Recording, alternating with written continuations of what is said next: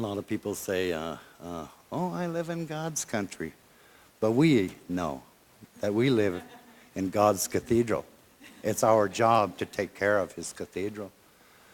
And, well, anyway, the military, we didn't have no position of strength, okay? And so in this strategic plan, I drew up a tribal hearing. So we had a tribal hearing.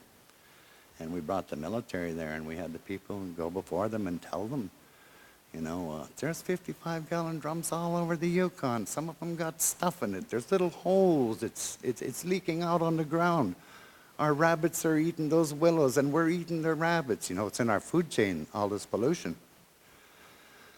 The sad part, too, another one of the sad parts is on top of the water table. And this is along the Yukon River, the most polluted spot along the Yukon River. On top of our water table is 3 foot of fuels, okay? Every spring when this water comes up, these things come up through the grounds and then go back down when the water goes down. 1 million gallons or more. They don't know how much it is. It covers a huge area. From here across the street, that's how far it is from the Yukon River. Yeah, that concerns us. You get it down there in our fish and our food, woo, we don't like that. Well, after the hearing, we got the military's attention. But at the hearing, okay, I invited labor, the Environmental Protection Agency, the state of Alaska, EPA people, the military, to witness what the people were saying, because I wanted them to help us to clean it up. Who better to know when our kitchen is clean than us ourselves, is what Sidney Huntington told the people. He's one of our respected elders.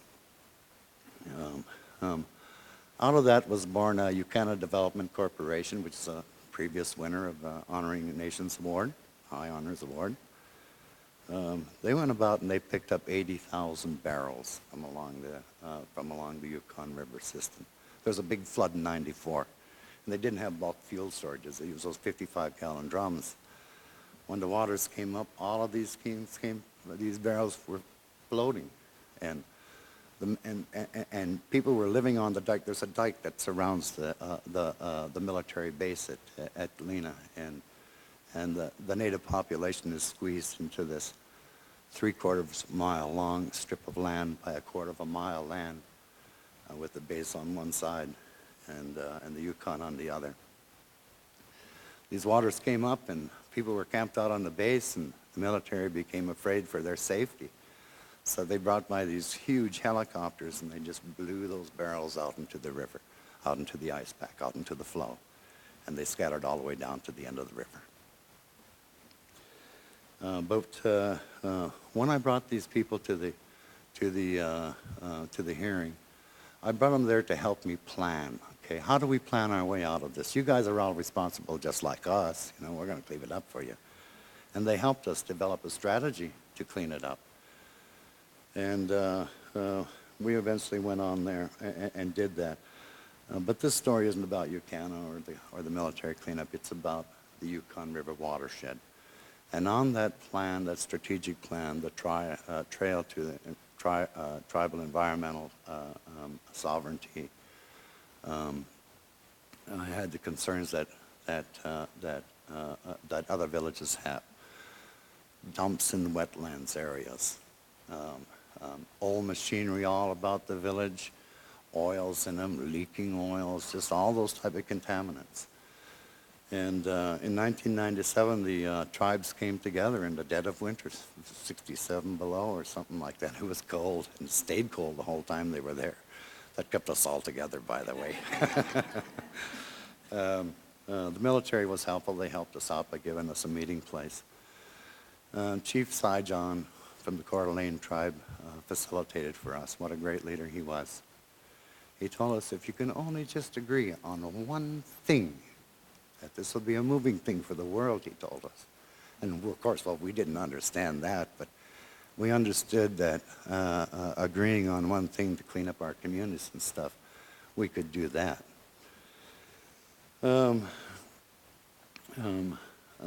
So we started the process of organizing the watershed. And these are people that came and they told about this. They say, there's fist-sized growth on our moose.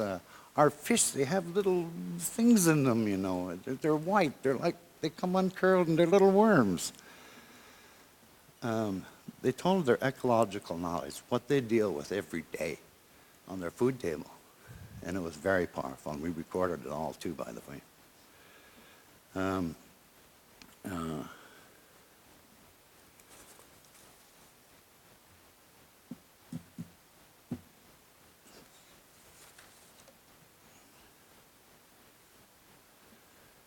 The organization, after that Galena meeting, we had another meeting of the leadership. They decided at that meeting to break the Yukon into different areas. Okay, there's the headwaters, that's over in Canada, British Columbia and Yukon, where the Yukon River begins. It's these huge granite mountains, and in between them sit these beautiful lakes, hundreds of miles long. You could look down at the bottom, you could drink the water. It's a good place. As that river travels down, it hits, it travels north, and then it travels west to the Fort Yukon area. And out in the Fort Yukon area is a place that's known as Yukon Flats. And there's a whole bunch of, it's where the water just sort of thins out everywhere, and there's a whole bunch of islands. And in this special place is where we get our moisture for the interior. It acts like a, I don't know, a little incubator putting moisture up in the air, all this glistening waters. And then as you get further down the river, down near my place, there's a special place called Bishop Mountain. Amy's been there. She visited the smokehouse there. At this point, the Yukon River narrows about from here to across the street. Okay, very narrow. This whole big, huge river. And at this place is a big rock. And in the springtime, when the drift flows, it tends to bind together. But when it hits this rock, it busts and smashes it all up and splits it all up. And this river continues to go on downriver to our neighbors that are on the coast, because along the coast they pick up every little stick of wood that they need, yeah, the roots and everything. And so when you get down to the mouth of the river, there's 3 different channels that come in, but it's a huge wetland there. You can stand at Pilot Mountain and look over there for 60 miles. You see these lakes and the wetland system. All kinds of birds flying over all the time in a steady line, you know. You know you're in a special place. All of the leaders have been to this, to these places. I visited nearly all the communities along the watershed, including Canada. I just made it a special trip to go over there and meet people who in the village. I cannot help defend unless I know who I'm defending and why I'm defending. And that's the way I do my work, and that's why the chiefs have me do it.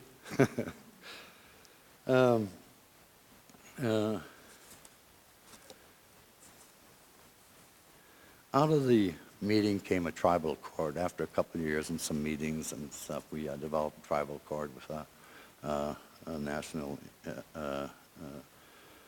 Native American Resource Center, or one of those lawyer groups anyway. They helped us out. And this tribal accord is an agreement between these tribal governments to clean up their own communities. And let's teach our children about the environment. We have people with old habits. They'll put oil in their boat and then they'll throw the container overboard. The only one that can stop the adults from doing that is the children, you know? So we teach the children. And the children say, Grandpa, you're not supposed to do that. You see? It's the only way to get into the home with this new thinking about the environment for our own people. And that's how we do it. You know, I don't know what to say too much about the watershed, except that they're doing remarkable things. They're discovering the science of the river. We have 80 technicians along the river that are in the village taking water samples, gathering a huge database. This past summit that we had at Helen's Landing over in Yukon, one of the federal departments signed a 10-year agreement with us to take water samples. So we have long-term, we're going to get some long-term stuff. We've been doing incrementally as we get money, but now we can do a better job. At Ruby, where I live, this summer they took a cross-section of the river, some pictures, if you were to take a cross-section of the river, there's different flow rates in the river, and we had to identify that so that we could put in a renewable energy experiment of generating electricity from a device that just floats on top of the water.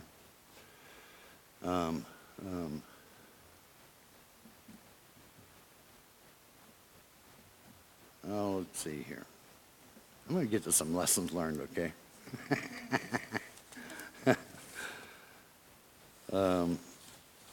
I guess some of the lessons learned is delivering education to our children. Okay, people say Indians are caretakers of the earth, and we say, fine, empower us. But we have to do that empowering ourselves with our children. Take the time, and we do that in the schools. They color bags for us so we can ban plastic shopping bags as a convenience. We don't have that in our village. The children make us little bags to carry around, cute little things. I think the training of people for handling hazardous waste in the village, that's another one of the things that the Watershed does.